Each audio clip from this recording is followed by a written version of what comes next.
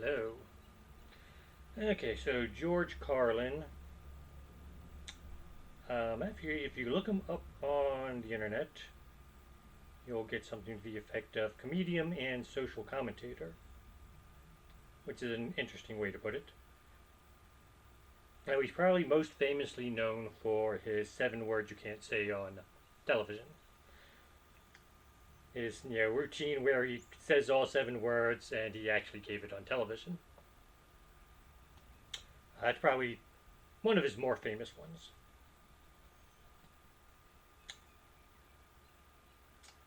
Now, and that was a regular part of his routines was saying dirty words in public,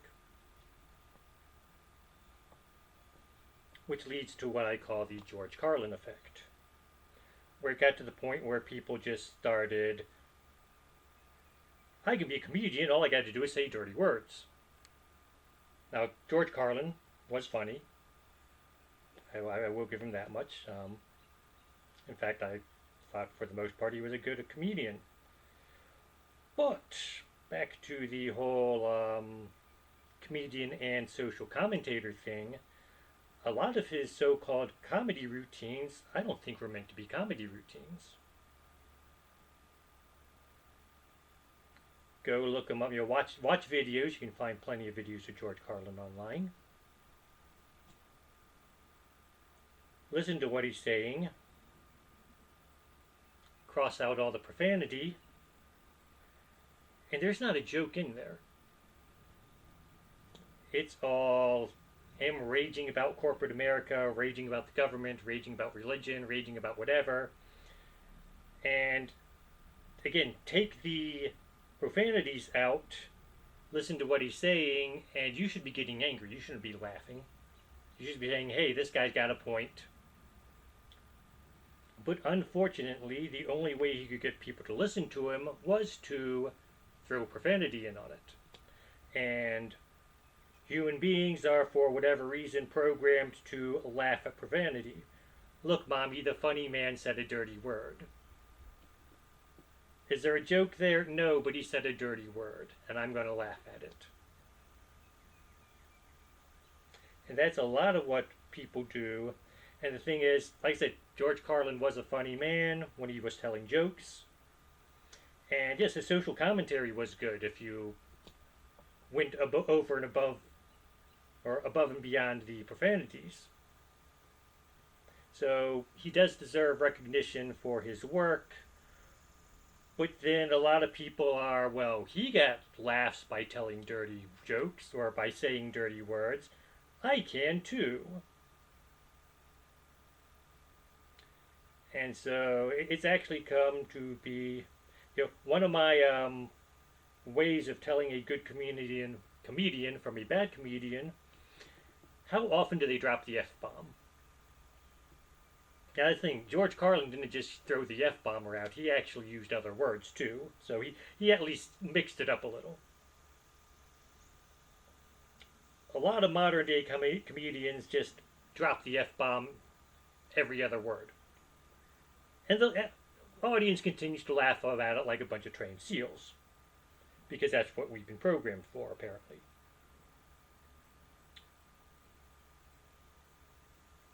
And so, like I said, one of the ways I rate comedians is how often they drop the F-bomb. And again, go look at their jokes, take the profanity out. Unlike George Carlin, it's obvious they're trying to be funny as opposed to trying to give social commentary. But unlike George Carlin, when he told a joke, it was funny. Their jokes aren't funny. So that is one way for the modern comedian. Are they funny or not? How often do they drop an F-bomb? If they're doing it once a minute, they probably aren't really funny people. And I will go out and say,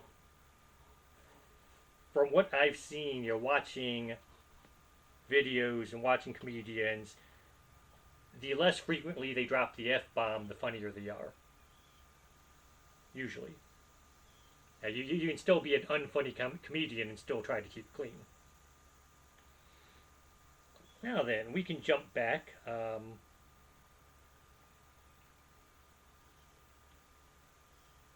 Comedians, stand-up comedians, on stage they could get away with saying stuff they couldn't say on television. Hence the whole George Carlin sketch. Even then, there was some, I won't say taboo, but you still had to be careful what you said. And so back 60s and 70s, where most stand-up comedians were men, they sort of had to work to get there. And it's, find the right balance.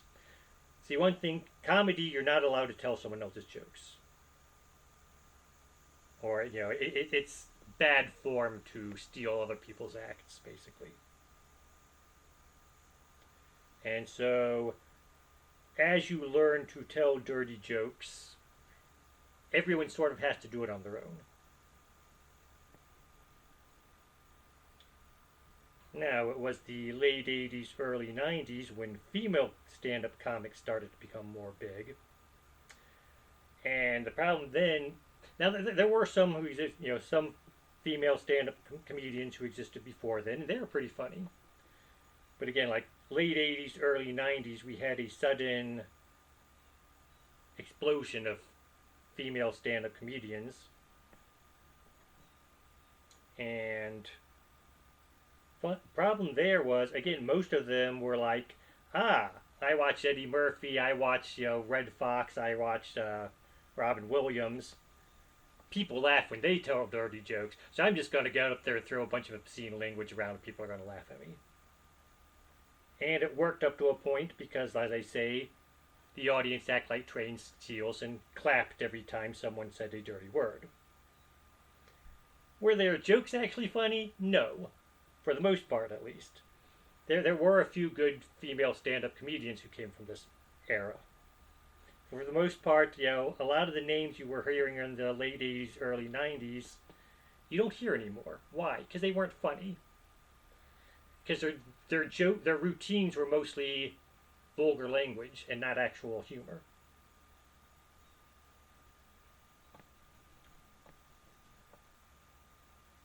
Now then, why do dirty jokes work?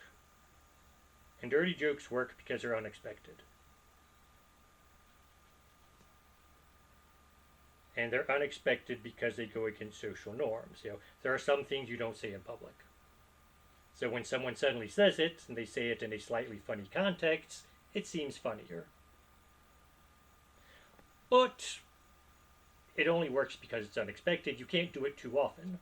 So dropping the F-bomb every minute or twice a minute or whatever, your comedy routine suddenly becomes less funny.